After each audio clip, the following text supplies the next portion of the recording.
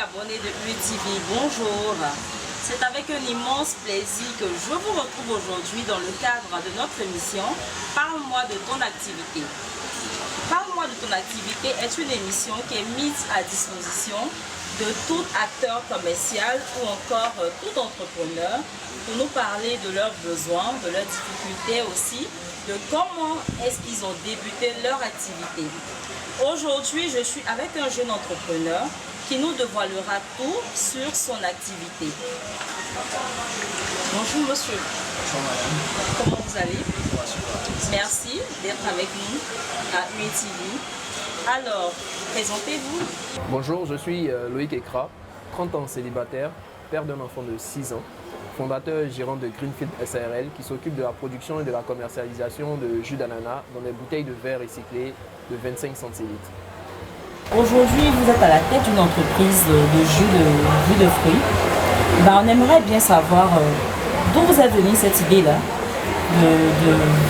d'entreprendre, voilà, d'être à la tête d'une entreprise. Déjà, entreprendre, c'est quelque chose que j'ai en moi parce que c'est pas ma première entreprise. C'est peut-être la première entreprise officielle, mais disons c'est la troisième. C'est le troisième projet entrepreneurial que j'ai.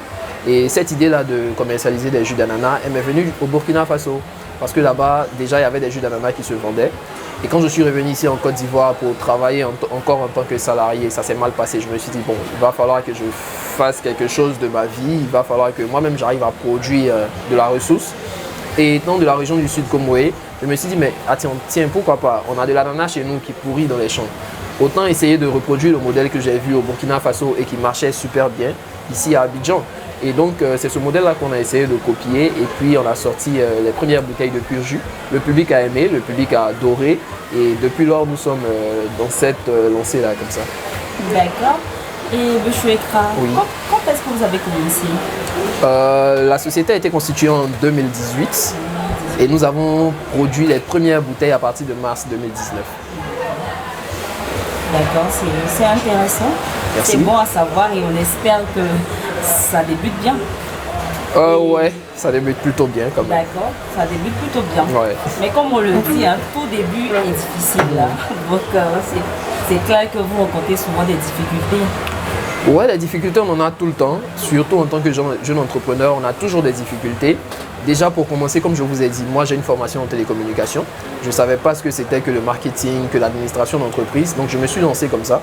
Et puis c'est sur le terrain que j'ai commencé à découvrir un peu qu'est-ce qu'il faut faire. Dès le départ, aucune formation en logistique. Je me suis fait doubler pour les machines, pour les broyeuses et tout. Ça n'a pas été facile. Il fallait tout recommencer à zéro. Il fallait prendre patience.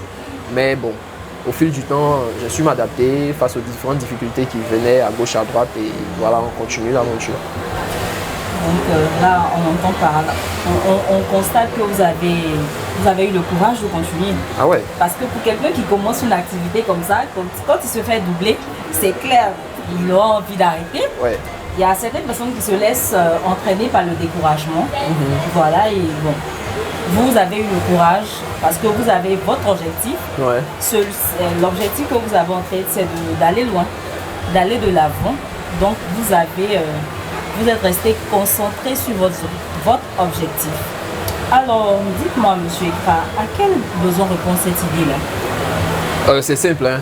Si on va à la boutique tout de suite, qu'on veut boire autre chose que des sucreries, autre chose que des colorants, on n'a pas d'option. On n'a que de l'eau. Voilà. Et si on va dans un maquis aujourd'hui, il y a des musulmans qui vont s'asseoir dans des maquis, qui n'ont pas envie de boire de la sucrerie. Déjà, l'alcool, c'est voilà, les musulmans ne boivent pas d'alcool. Ils n'ont pas envie non plus de boire de la sucrerie. Il leur faut au moins un jus naturel pour se sentir bien dans leur peau, pour se sentir à l'aise. Donc, c'est à ça que j'ai pensé.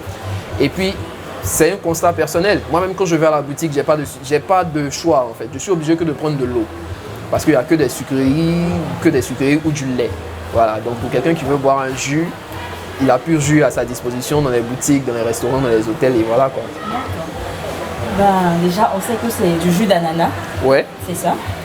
Donc, on sait que pour produire du jus d'ananas, il va falloir passer à la découpe, c'est ça, à la pression et tout. Vous pouvez nous parler de l'hygiène? de l'hygiène dans laquelle ça se fait? Déjà, c'est fait de façon semi-artisanale parce que vous savez que tout ce qui est bon produit est fait par les artisans. Voilà, quelqu'un qui veut bien meubler sa maison, il ne va pas dans une grande enseigne, mais il va chez des artisans et il a de superbes tableaux uniques chez lui à la maison. Et donc, l'ananas est découpé dans des conditions hygiéniques, bien sûr. Malheureusement, on ne peut pas visiter aujourd'hui l'unité de production, mais l'ananas est découpé. Ça nous donne encore la possibilité de pouvoir dégager l'ananas qui n'est pas bon de l'ananas qui est bon. Parce que quand on découpe, on voit la chair de l'ananas. Si l'ananas n'est pas bon, automatiquement, l'ananas est dégagé. Ensuite, l'ananas est passé à une broyeuse. Après ça, la pâte obtenue est pressée pour obtenir encore plus de jus. L'ananas est chauffé, pasteurisé, pour nous permettre de conserver ça dans la bouteille naturellement sans conservateur pendant un minimum de 6 mois. Voilà. Ensuite, l'encapsulage se fait, puis l'étiquetage, la mise en carton, et puis c'est disponible sur le marché. Ça a l'air d'être intéressant. Ben, pourquoi pas, on aimerait bien vous assister un jour. Ouais, c'est clair. Voilà. UTV peut se rendre sur place pour faire une visite. Ben, d'accord, c'est très intéressant. Et on sait que vous êtes confronté à des défis au quotidien. Pouvez-vous nous en parler? Déjà, pour la main-d'œuvre, pour ce qui est de la main-d'œuvre, on n'a pas toujours des jeunes qualifiés. Et même quand on a des jeunes qualifiés, ils n'ont pas cet esprit-là de travailler pour un jeune comme eux. Voilà, ils préfèrent être dans une grande entreprise avec machin et tout, mais ils n'ont pas on n'arrive pas à leur partager notre vision. Parce que nous, on voit à long terme, ce n'est pas un projet qui est censé s'arrêter là. Parce qu'on compte encore faire d'autres produits dérivés de l'ananas. Voilà, mais ces difficultés-là, ça vient déjà de la main-d'œuvre. Après, c'est des machines qu'on a aussi. Il faut les remplacer, il faut avoir de plus grandes machines pour pouvoir satisfaire le besoin national. Voilà. C'est encourageant. C'est à encourager, je dirais. Ouais. Très encourager. Parce que nous, jeunes aujourd'hui, quand on regarde nos diplômes, on regarde notre parcours scolaire, on se dit, faudrait que je travaille dans un bureau. C'est clair. Faudrait que je sois chef d'une entreprise parce que j'ai des diplômes et tout. Mais il faut parfois s'adonner à l'entrepreneuriat. Avec le courage, vraiment, on peut y arriver. Avec le courage, on peut aller de l'avant. Pour un jeune qui a beaucoup de diplômes, qui est allé loin dans les études, qui se dit qu'il veut forcément travailler dans un bureau, ce jeune-là, s'il commence à développer une activité, c'est-à-dire avec la main, mais aussi avec le quotient intellectuel qu'il a, je me dis qu'il peut aller de l'avant, il peut réaliser des grandes choses comme clair. vous ici. Parce qu'il a noté que M. Ekra est allé à l'école, il a fait des études, il a des diplômes et tout, mais n'empêche qu'il soit entrepreneur aujourd'hui, qu'il fasse du jus et il met la main à la pâte, voilà, comme on le dit. Donc c'est vraiment à encourager. On sait que c'est pas facile, mais on vous souhaite le meilleur. Merci. Et on se demande comme ça, si un bienfaiteur, vous demandait, voilà vos besoins. Monsieur Ekra Loïc, j'ai vu l'émission et voilà, je souhaiterais venir. Je souhaiterais vous apporter de l'aide. Voilà. Quels sont les besoins? Tout de suite là, je dirais, il nous faut déjà de nouveaux équipements. J'entends par nouveaux équipements une nouvelle broyeuse, un pasteurisateur,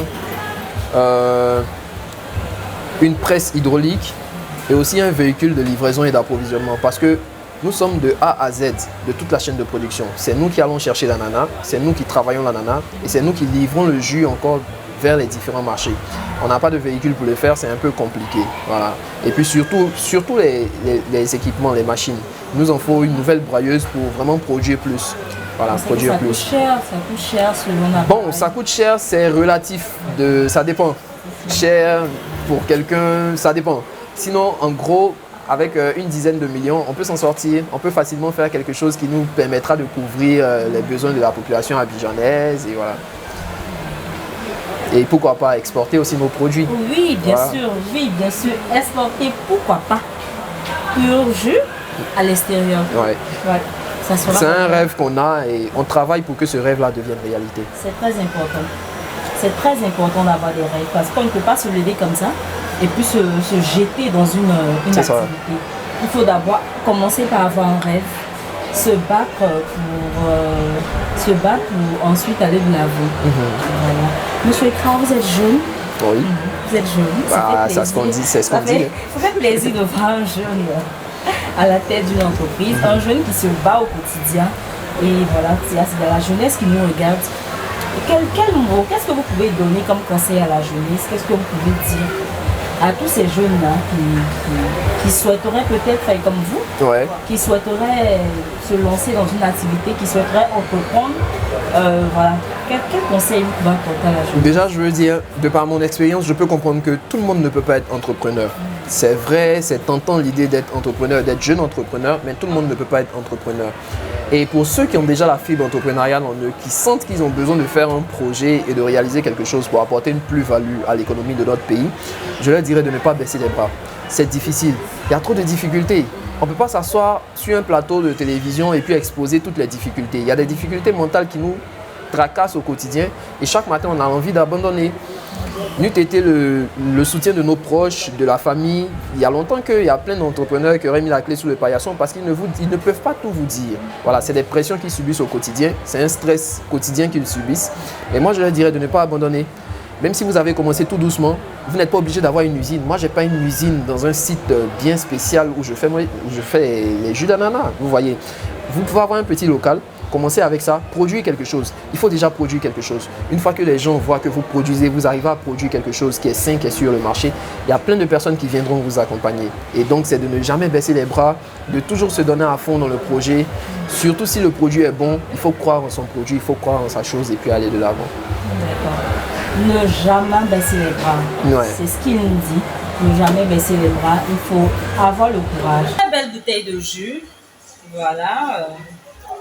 100% ananas, le sucre. Monsieur Ekran, on aimerait bien savoir où est-ce qu'on peut se procurer les jus.